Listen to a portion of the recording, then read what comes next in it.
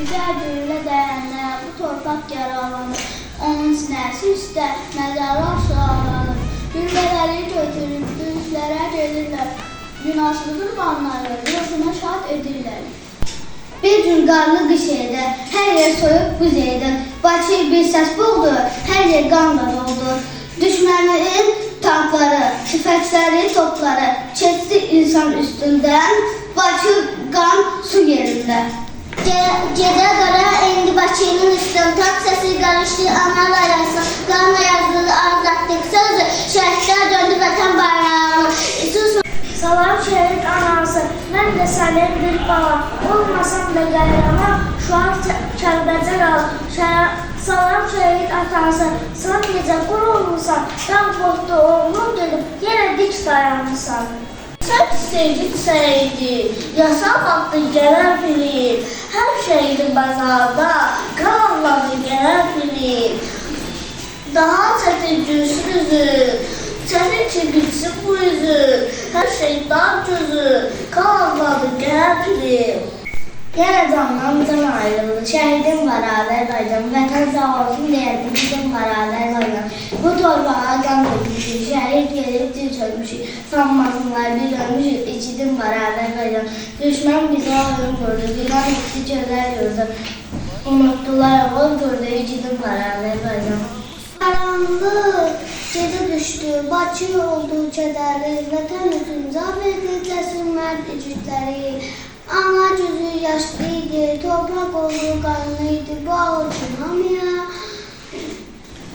dərs oldu anlayırdım.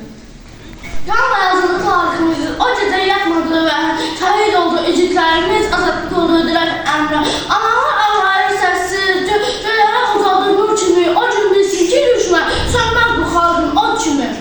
Aslı qoydum o torbağa, oldu şəhidin nəfəsi var.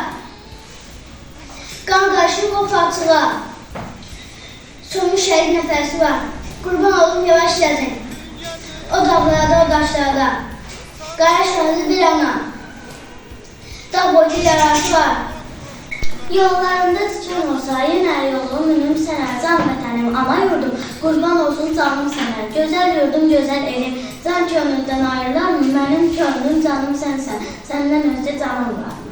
Atin gülləsinə qurban gedərkən, gözünü sabaha dikdi şəhidlər. Üç rəngli bayraqlı öz qanları ilə vətən torpağına çəkdi şəhidlər. Zalim öyünməsin zülümləri ilə, min böhtanla, min düşəri ilə, həqiqət uğrunda ölümləri ilə, ölümü kanına çək şəhidlər.